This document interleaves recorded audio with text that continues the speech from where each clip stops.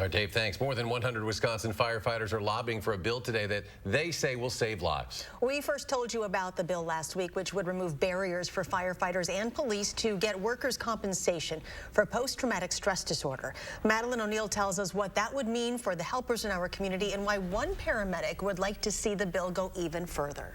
Charlotte and Eric, as things stand right now, a Supreme Court case ruling makes it really difficult for first responders to meet the standard required for workers' compensation for PTSD because they must demonstrate their diagnosis is based on extraordinary stress for the job, in a job where stress is pretty ordinary. This bill would change that, but there's an additional group that would like to be covered too.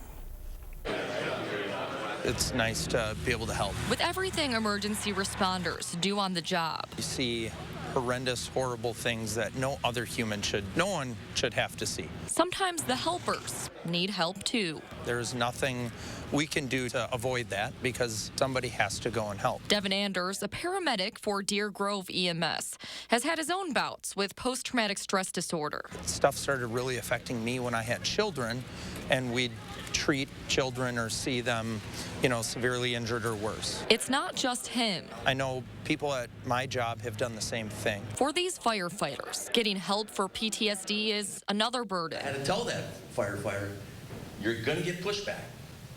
The employer or the insurance company, they're going to conclude this is just part of your job, and so it's not extraordinary stress. Sorry.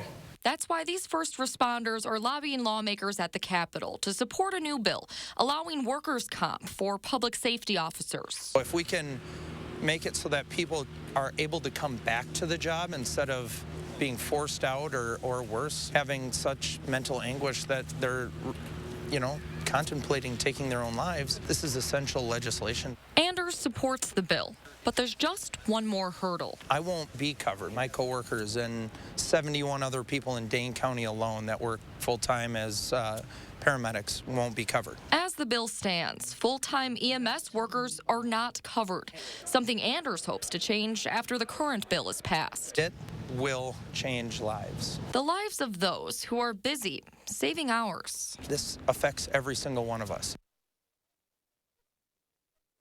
Again, police and fire department members are covered by the current bill, just not full-time EMS workers. This bill has bipartisan support. Senator Andre Jacques expects the bill to be on the Senate floor sometime next week. Maddie, thank you.